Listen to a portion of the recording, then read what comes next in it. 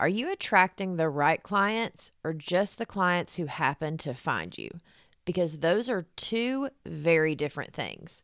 And if you've ever felt like you're working harder than you should be in your business, it might be time to rethink who you're actually speaking to.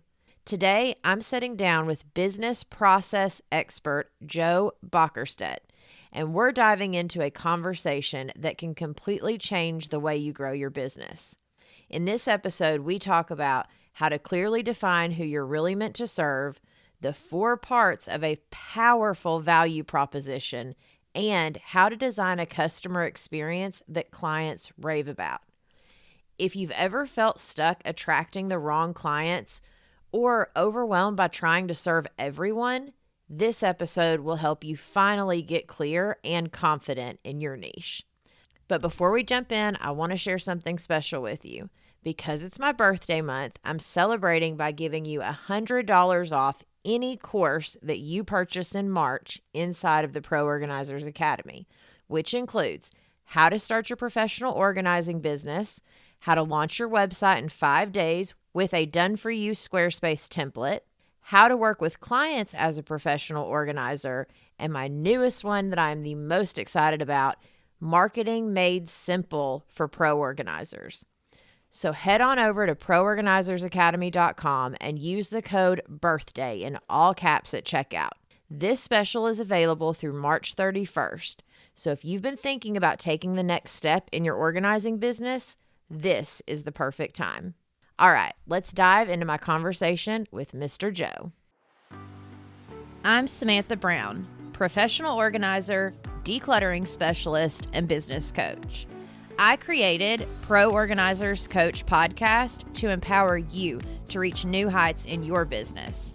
I am on a mission to build a supportive sisterhood of passionate professional organizers. So whether you're a seasoned pro or you're just getting started, this podcast is for you. Hey friends, welcome back to the Pro Organizers Coach podcast and YouTube channel.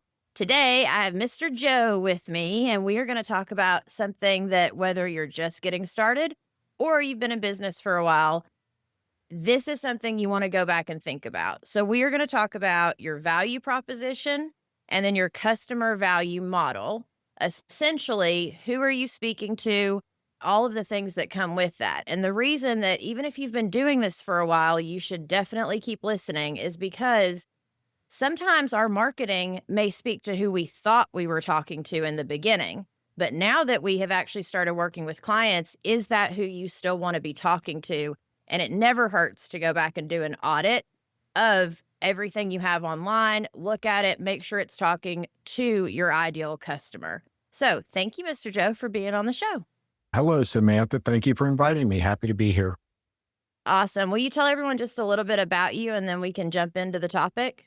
Sure. So a quick view of my background. I was a partner with PricewaterhouseCoopers back a while ago. For about 10 years, I worked for them in consulting. I left there. I was in Cincinnati, left there, moved to Fort Wayne, Indiana. I spent 17 years in Fort Wayne owning and running small businesses. One that your listeners may know of is Vera Bradley handbag. I ran a company that made the Vera Bradley handbag for about, 5 or 10 years. Left, sold out, and started an angel investing fund. And so ran an angel fund for a number of years, moved out to Phoenix in 2010 and joined the company I'm currently with, Business Enterprise Mapping, which is a process management, mapping, and improvement firm. So we work with organizations to sort of untangle workflow and design a better way to get the results they desire. Awesome. I love it. Hello, Vera Bradley. That's awesome. That's a good one that, yes, all of us definitely know. And before we were hopping on, when I was telling you about my listeners and what would help them, I really love that you brought this topic up because I've talked about it in the past, but it never hurts to go back and talk about it. And so let's start with the value proposition. What kind of Sure. advice would you give on that one? Yeah. So the value proposition applies at all stages and all levels and all sizes of the business, right? There are 4 components to a good value proposition. Number 1 is, who is our target customer? What are the characteristics? geographic, demographic, desires, interests. The more specificity you can attach to your desired customer, the better you can then design a value proposition that fulfills their needs, right? The second component is their painful problem. What problem does that customer experience that we desire to solve for them? The more painful the problem, or the more intense the desire for our solution, the more valuable we become to them, right? The third component is our solution, right? What do we provide that solves that painful problem? And the more painful the problem and the better our solution, the more valuable we become. And obviously, the more profitable we can be in serving that target market. You don't have to be perfect in the solution you provide, although there's nothing wrong with being perfect. You just have to be better than the options that they have available to them. And so, in that solution set, you need to understand what options are available to solve that painful problem and where you fit in that solution grouping, if you will, relative to other choices they could make. And then the fourth dimension is the net benefit that they derive in acquiring your solution. So simplistically, it's the value received relative to the cost delivered, right? And so, do I receive enough value to justify the expense of doing business with you? And that is entirely judged in the eye of the beholder. What we think the customer derives in that value is worthless. What really matters is what that customer thinks they derive in that value. Our goal ultimately is to provide more value than cost relative to the other options they have to solve their painful problem. That's the value proposition. Love it. That was beautiful. And I took notes. So, all right, we'll go back to the beginning and go through each one a little bit deeper. So the who, right? Mhm. One thing that helped me when I was first starting my business is I actually gave my ideal client like a name, and she had kids Right. and like who Mhm. she, like the whole everything to her. And a lot of my coaching mentees that, I Mhm. coach and stuff, a lot of times I'll hear, but I could help anyone, or, I Mhm. could Right. go and, if I'm only talking to one person, these other people, like they could, you almost feel like you're not inviting everyone to the Right. table. But like I tell them all the time, when you talk to one, everyone can feel like you're talking to them because they can Right. have a piece of that person, Yeah. that ideal client. But when you're talking to too many people, no one is going to feel like you're talking to them. Right. So the more customers you try to serve, the less special your solution becomes. Right? Ooh. Because the larger the customer target base, the more generalized your solution needs to be in order to fit those various constituency needs, right? And so the value proposition has to be based on the idea that I offer a solution that is uniquely valuable to a target customer population. And there's going to be plenty there to serve. And the beautiful thing in that thinking is the more we serve, the better we get at serving them. And the more we learn about what their needs are and how we can better hone our solution to meet those needs. 1,000%. It essentially waters it down, right? It That's waters your right. solution down, it waters everything down, the more people you're talking to. And I love that you said that because I actually had a client, I think yesterday or day before I was working with, and she was talking about, like the economy and how things are inflation, all these things, right? Right. But she had made a comment about, she said, "Well, at least you don't have to worry." She said, "You are so like niched in on who you Mhm. help that Right. you don't have to worry about and I was like, "Oh, you're right, I am," because I Nice, focus more right? on the decluttering, yes, and it was Yeah. a very Right. good feeling of like, yes, I don't have to worry because I have found that kind of niche that wasn't available in my area Mhm. when I first created it in multiple different ways that I do it. If marketing your organizing business feels confusing, overwhelming, or like the thing that you keep avoiding, then this is for you. Marketing doesn't have to be loud. It doesn't have to be complicated, and it definitely doesn't have to take over your life. If you've ever said, I don't know what to post, or SEO feels like a foreign language, or I feel like I should be doing more, but I don't know what actually matters, you're not behind, you're just missing a system. I created Marketing Made Simple for pro organizers to cut through the noise and show you exactly where to focus. Inside the course, I walk you step by step through how clients really find you, how to talk about what you do with confidence, how to keep social media simple, and how to show up locally on Google without trends, pressure, or the burnout.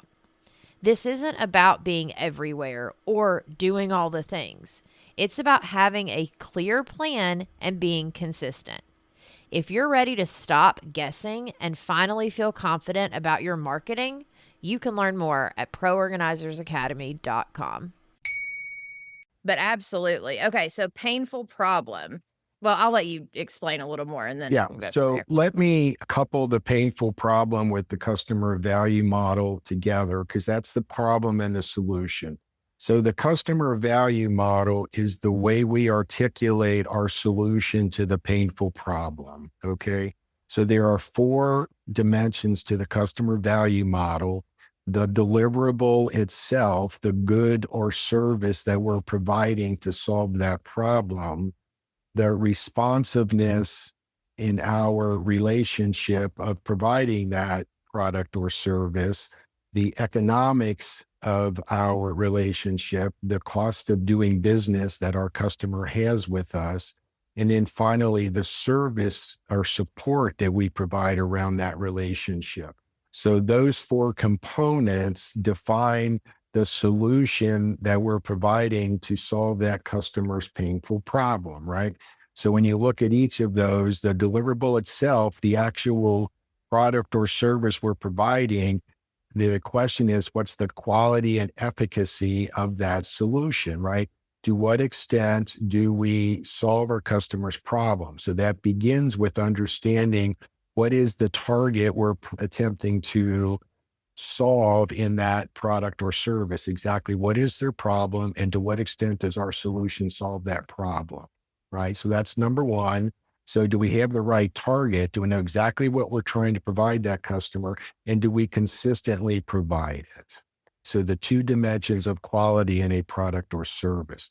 The second component is the responsiveness, and responsiveness can take a number of dimensions, but typically it is either faster is better or on time to the customer's need. I need it every Monday at 9 a.m., or I need it now, right? And Mm-hmm. so there's a responsiveness component, and you can lose business even though you have a great deliverable because of lack of responsiveness. And then the third dimension, the cost of ownership, is not only what my customer or client pays for my product or service, but what does our relationship cost them? Do they have maintenance fees? Do they have payment options? There are lots of economics to that relationship beyond just a dollar for a product or something like that. And then the support, right? Sometimes support can overwhelm everything else. I'm willing to pay more for your service because your support is so awesome. Your wisdom, your ability to contribute to my strategy, your knowledge of my business that makes me better at my business, right? The intangibles around that relationship can sometimes render the actual product or service not as important. I can get that same product or service from 10 different places, but I can't get that wisdom and support from them that I can get from you.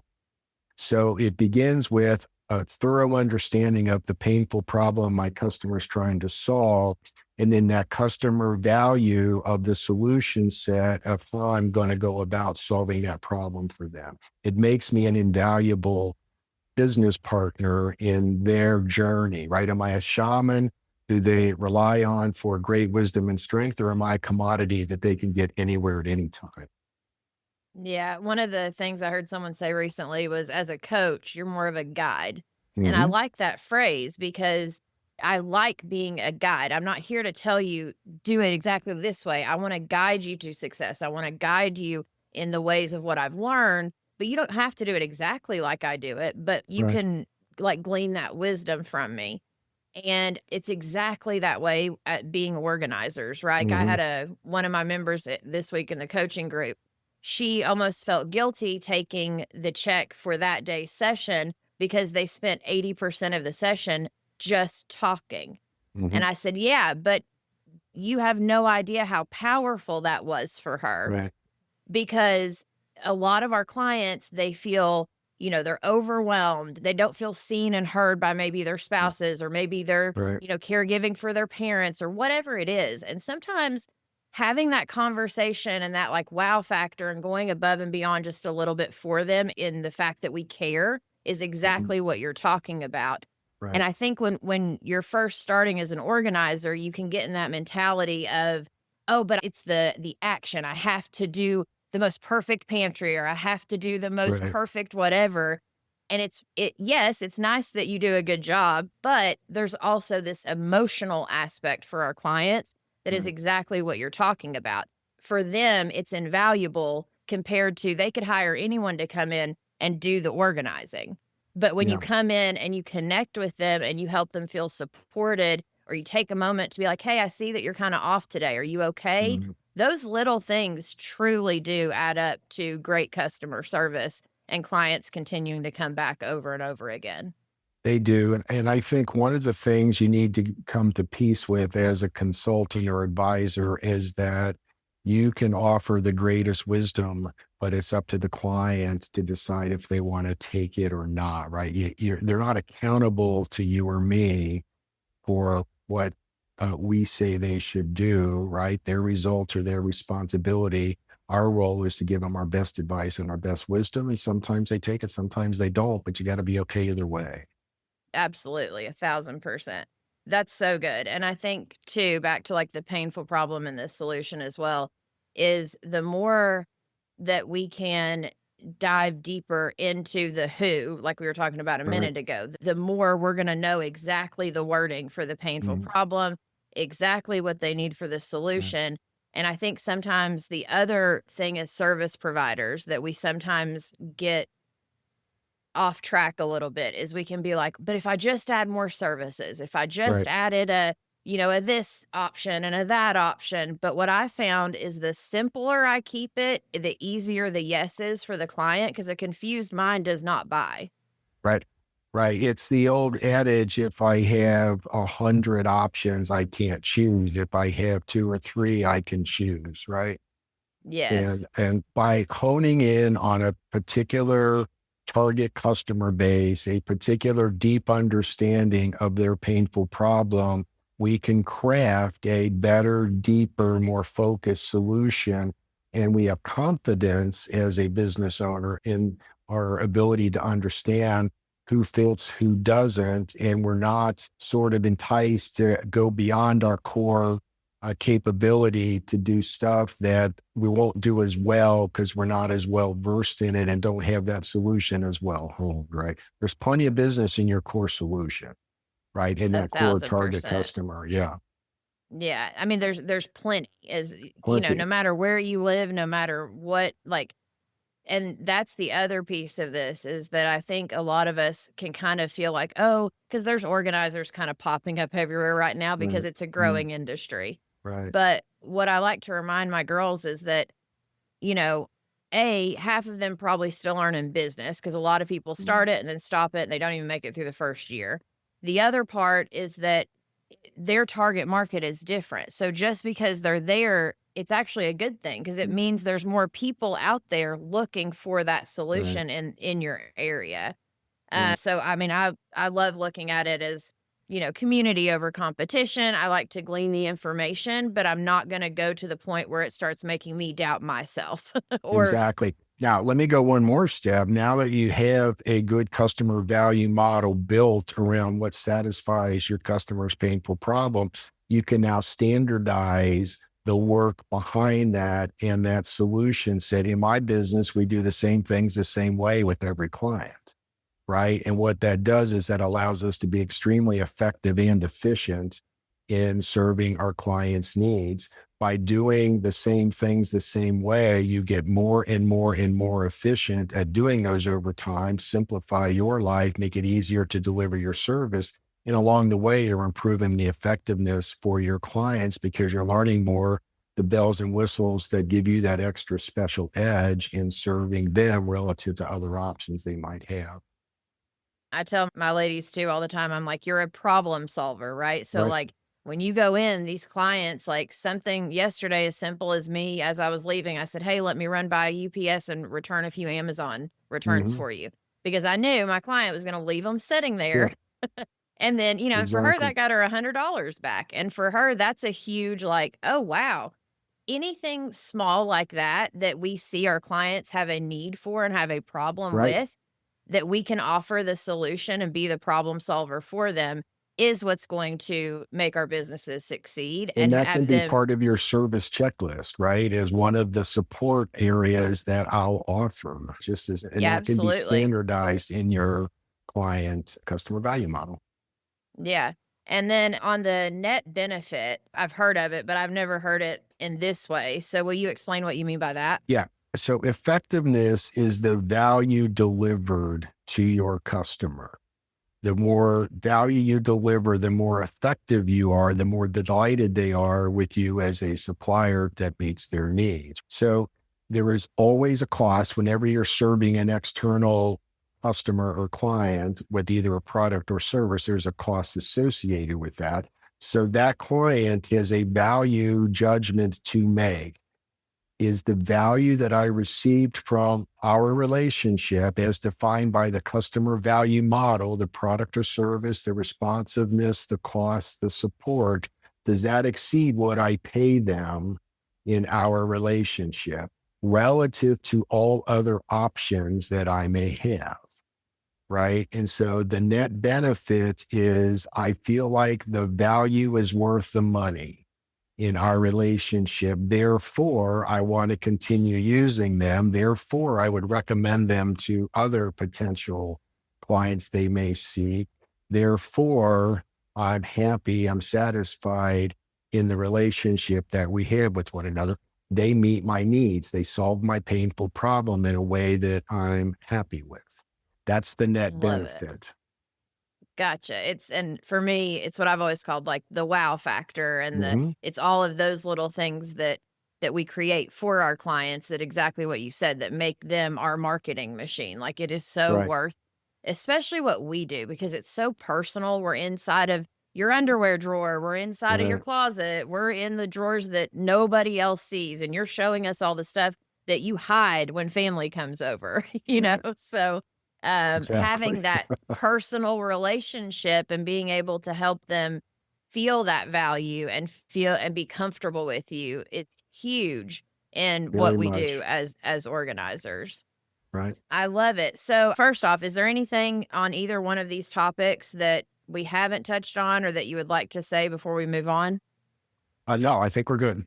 Okay, perfect. So I did want to at least mention your books. I know you've written a few. You want to tell us a little bit about your books you've written? Yeah, so thanks. So they sort of go back to the three stages of my career. So when I was at PwC, I wrote a book called Time Based Manufacturing. I worked in large consumer product companies. I was an early adopter and learner of just in time and it's very hardcore supply chain stuff.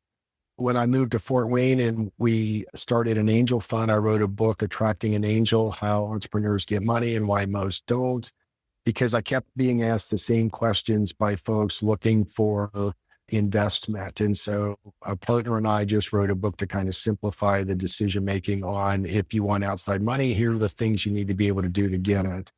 And then with business enterprise mapping during COVID, we wrote a book called Red Cloud Road: How Strategic Process Management Drives Competitive Advantage. And so our business today is really built around the idea of standardizing our work in a way that makes us both more effective and efficient.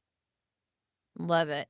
Yeah, and then not only that, but with what you all do, like you literally help other businesses create their systems, and it's We exactly do. what you said of Yeah. like streamlining those systems too, Right. which is, We do. you know, what I feel like I do with my girls of like, listen, it took me forever to build this thing out. Now I can help you streamline it and get there faster and get there working with Right. clients.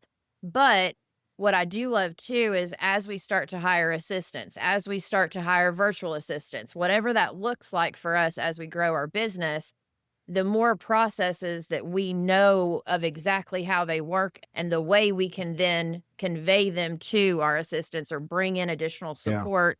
So everything's not on us for the entire rest of our lives. Yeah. Yeah. Business processes sort of are the engine that drives a business model for any business. And if you desire to grow a business, you need understood and documented business processes so that you can repeat your work in a way that allows you to get bigger without wasting a lot of time and money. It's so good. Will you tell everyone where they can find you?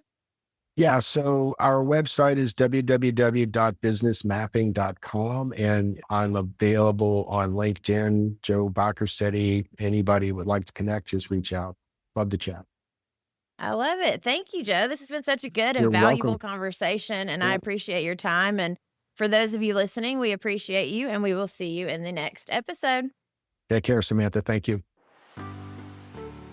Thank you for joining us on this episode of the Pro Organizers Coach podcast. Go to proorganizerscoach.com to find all the ways that we can help you succeed in your business. Remember, you have the power to make a difference in people's lives through decluttering and organization. So keep honing your skills, embracing those challenges, and fostering connections. Girl, you've got this.